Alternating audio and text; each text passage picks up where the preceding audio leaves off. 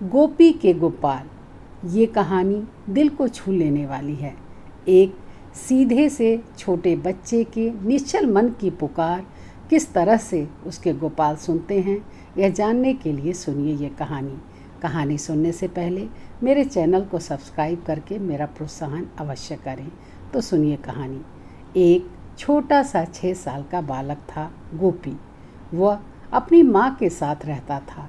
उसकी माँ मेहनत मजदूरी करके अपना और गोपी का पेट पालती थी। गोपी जंगल के रास्ते से विद्यालय में पढ़ने के लिए जाता था। वह बहुत ही सच्चे मन का, सीधा सा और शांत बालक था। विद्यालय का कोई भी बच्चा उससे मित्रता नहीं करना चाहता था।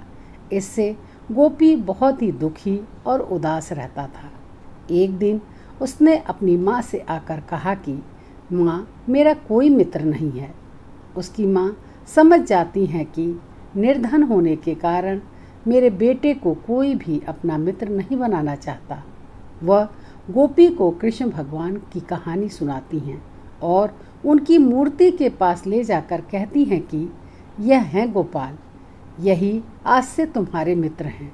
तुम इन्हीं से अपनी बातें कहा करो। ये सबकी इच्छा पूरी करते हैं। रात भर गोपी के सपने में गोपाल दिखाई देते रहे। दूसरे दिन शाम को गोपी जंगल के रास्ते से वापस आ रहा था तो उसे एक बालक मिलता है। गोपी को रोककर उससे बातें करने लगता है और कहता है कि मैं ही गोपाल हूँ। अब रोज गोपी और गोपाल आपस में मिलने लगे। दोनों साथ साथ खेलते थे। गोपाल उसके लिए खाने पीने की चीज़ें भी लाता था। एक दिन गुरुजी सभी बच्चों से कहते हैं कि कल विद्यालय में सरस्वती पूजन होगा और सब मिलकर वन भोज करेंगे। इसलिए तुम लोग अपने अपने घरों से खाना बनाने का सामान लेकर जरूर आना और 6-6 बच्चों का एक समूह बनाकर अलग अलग प्रकार के सामान जैसे चावल, दाल, सब्जी, दूध आदि लाने को कहते हैं। गोपी को दूध लाना होता है। वह घर आकर अपनी माँ को बताता है कि माँ, कल मुझे दूध लेकर जाना है। उसकी माँ चिंता में पड़ जाती हैं। उसे मजदूरी के पैसे भी नहीं मिले रहते हैं।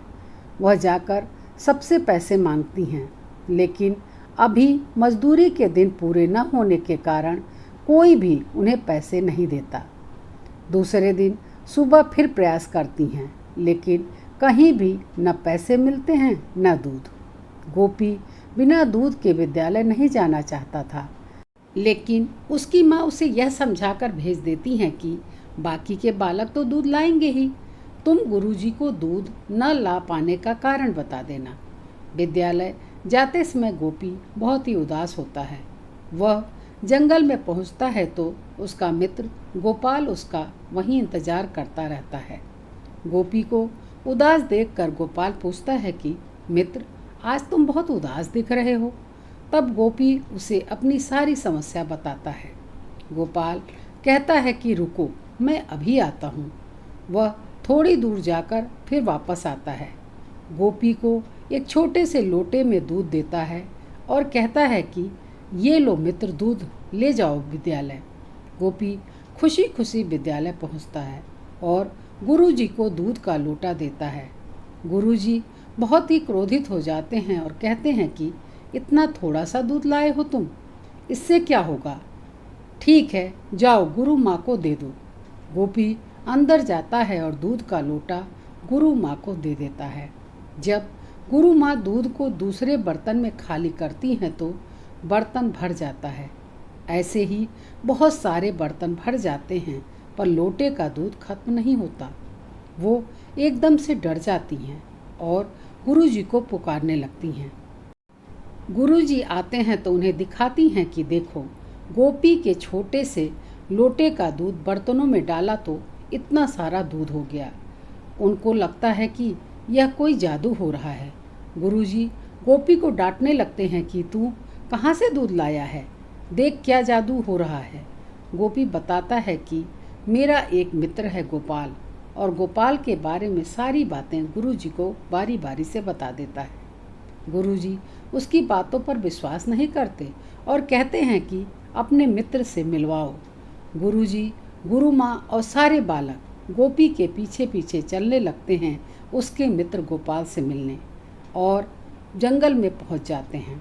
गोपी अपने मित्र गोपाल को आवाज़ देने लगता है।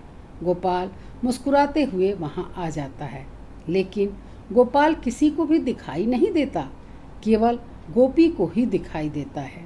गोपी उससे कहता है कि देखो गोपाल, गुरुजी विश्वास ही नहीं कर रहे हैं कि दूध तुमने दिया है। गोपी को बात करते देखकर गुरुजी गोपी से पूछते हैं कि तुम अकेले में किससे बातें कर रहे हो? यहाँ तो कोई भी नहीं दिख रहा। सब केवल गोपी को ही देखते हैं। तब गोपी गोपाल से कहता है कि यह लोग तुम्हें नहीं देखेंगे तो इन्हें मेरी बातों पर विश्वास नहीं होगा। तब गोपाल सबके सामने प्रकट हो जाते हैं और गुरुजी और सभी को दिखाई देने लगते हैं। गुरुजी तो उनको देखकर पहचान जाते हैं और भाव विभोर होकर कहते हैं कि अरे, ये तो हमारे मदन मोहन श्री कृष्ण मुरलीधर हैं, यही गोपी के मित्र हैं। वह उनके चरणों में गिर जाते हैं और क्षमा मांगने लगते हैं। गोपी से भी गुरुजी क्षमा मांगते हुए कहते हैं कि तुम्हारे कारण हमें साक्षात ईश्वर के दर्शन हो गए। भगवान अपने असली रूप में सबको दर्शन देते हैं। गोपी भी जान जाता है कि भगवान ही मेरे मित्र गोपाल के रूप में आते हैं। इस प्रकार गोपी के सीधे साधे निश्चल मन के कारण भगवान ही उनके मित्र बन जाते हैं। दोस्तों, कहानी कैसी लगी कमेंट करके ज़रूर बताइएगा तथा मेरे इस चैनल को लाइक और सब्सक्राइब करके मेरा प्रोत्साहन करें। मिलती हूँ ऐसी ही एक नई और अनोखी कहानी के साथ।